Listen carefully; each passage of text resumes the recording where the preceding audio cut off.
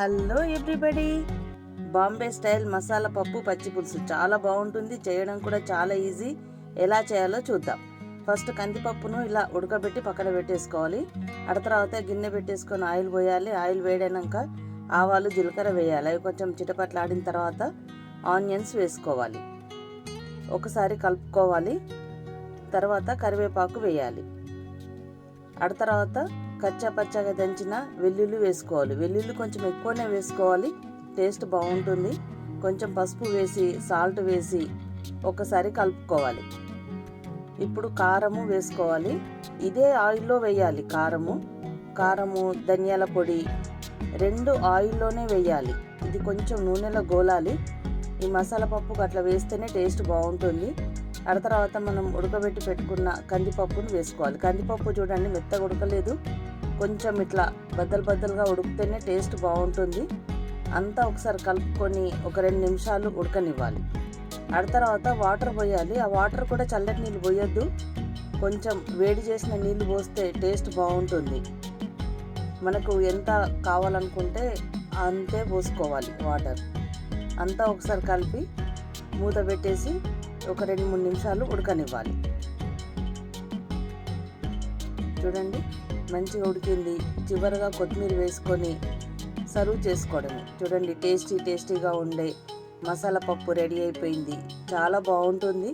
దీనికి కాంబినేషన్గా పచ్చి పులుసు చేసుకుందాం. పచ్చి పులుసు కూడా చేయడం చాలా ఈజీ.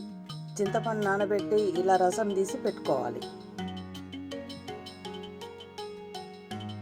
తర్వాత పచ్చిమిర్చీలను తీసుకొని స్టవ్ పైన డైరెక్ట్ కాల్చాలి.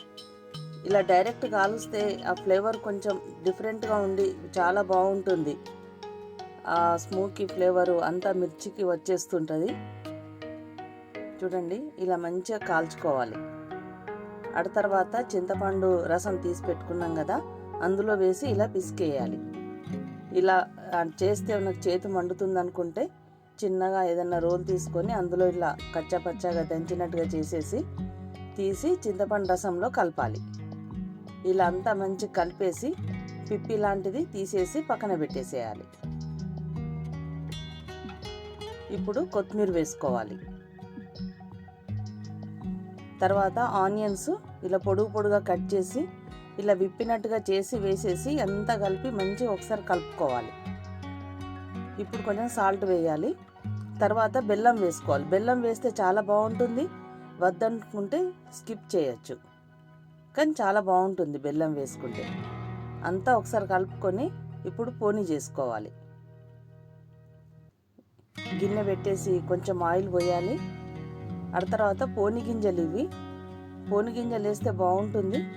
తర్వాత ఆవాలు వేసుకోవాలి. తర్వాత జీలకర్ర వేయాలి.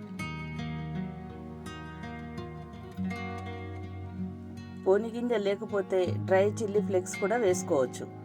ఇప్పుడు ఈ నువ్వులు కంపల్సరీ వేయాలి. ఈ చారులో నువ్వులు వేస్తే మనం తింటుంటే నోటికి తగిలి చాలా బాగుంటుంది. నువ్వులు చిటపట్లాడి చిల్లుతాయేమని అనుకునే అవసరం లేదు. వెంటనే పసుపు వేయాలి. పసుపు వేస్తే నువ్వులు చిల్లకుండా ఉంటాయి. తర్వాత కరివేపాకు వేసుకోవాలి.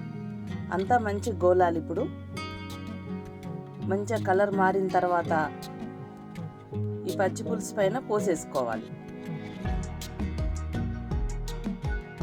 ఈ పచ్చి పులుసు ఎంత బాగుంటుందంటే వట్టి పచ్చి పులుసుతోనే అన్నం తినేయచ్చు, అంత టేస్టీగా ఉంటుంది.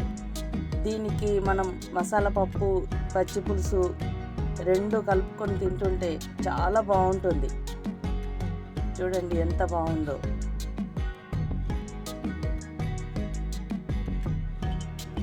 ఇప్పుడు ఈ మసాలా పప్పు పచ్చి పులుసు రెడీ అయిపోయింది. మిరియాలు పాపడ్ పెట్టుకొని తింటే చాలా బాగుంటుంది. మీరు కూడా ఒకసారి చేయండి, తినండి, ఎంజాయ్ చేయండి.